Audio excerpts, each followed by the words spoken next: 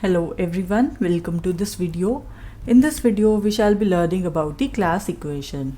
So in the previous video we have learned that the number of conjugates, the order of the conjugacy class, right, this is equal to the index of the centralizer of some element A in a finite group, right? So as a corollary to this result, we have the first result here, as it states that for some finite group the order of this conjugacy class, so that means the number of conjugate class divides the order of the group G, right? So this one is this result. Another result is about this class equation. Now what is this class equation? So let's have a look here.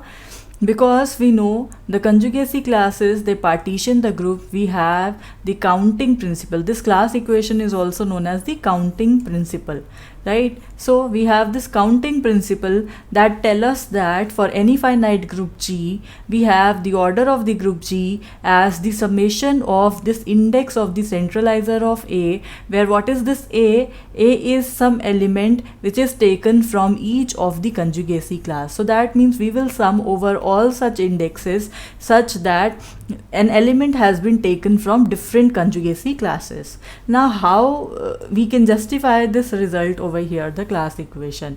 So let's have a look here quickly.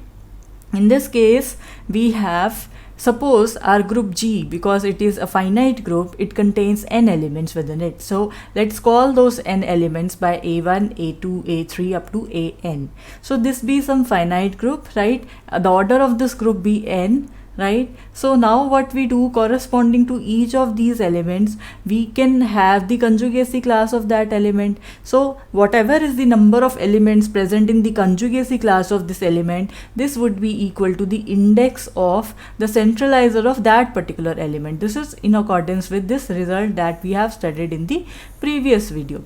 So because the number of conjugates is equal to the index of centralizer of A, so using this thing over here, we have our first equation for the element A1.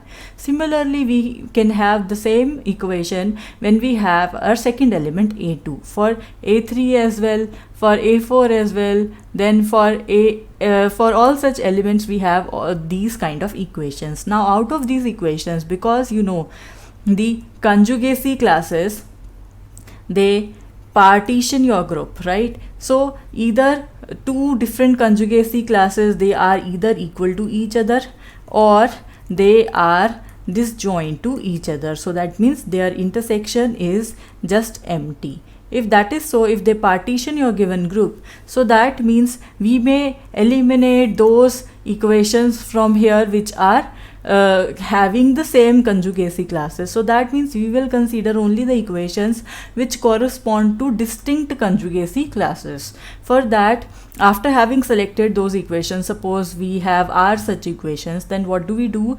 We add all of them, right? So when we add all of them, the left hand side would give us in equal, as a result, how many such elements? The elements would be equal to the order of the group. Why? Because you know your group G, suppose this is your group G, right? It is partitioned into different partitions using this conjugacy classes. Suppose this is your partition. So if you take the order of distinct conjugacy classes, so if you take the order of this plus the order of this, so that means you are having the number of elements which is present here and the number of elements which are present here, right? So when you add them, then you add them, then you add them also, right?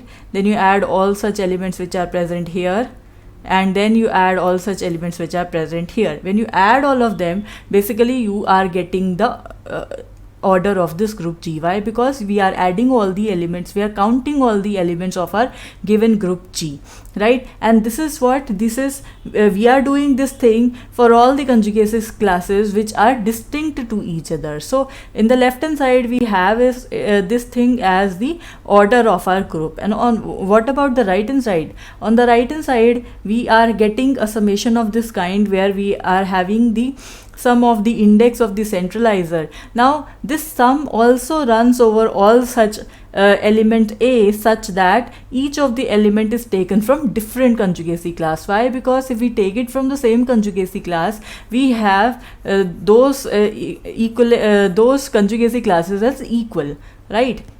So therefore, because if you take A and if you take C, so both A and C would be conjugate to each other because they would be present in the same conjugacy class, and hence we are eliminating those cases and we are just taking the sum. So this sum here runs over one element A which is taken from each of the conjugacy class. So this is our result. So I hope you understood this class equation well. Well, that is it for this video. Thank you for watching.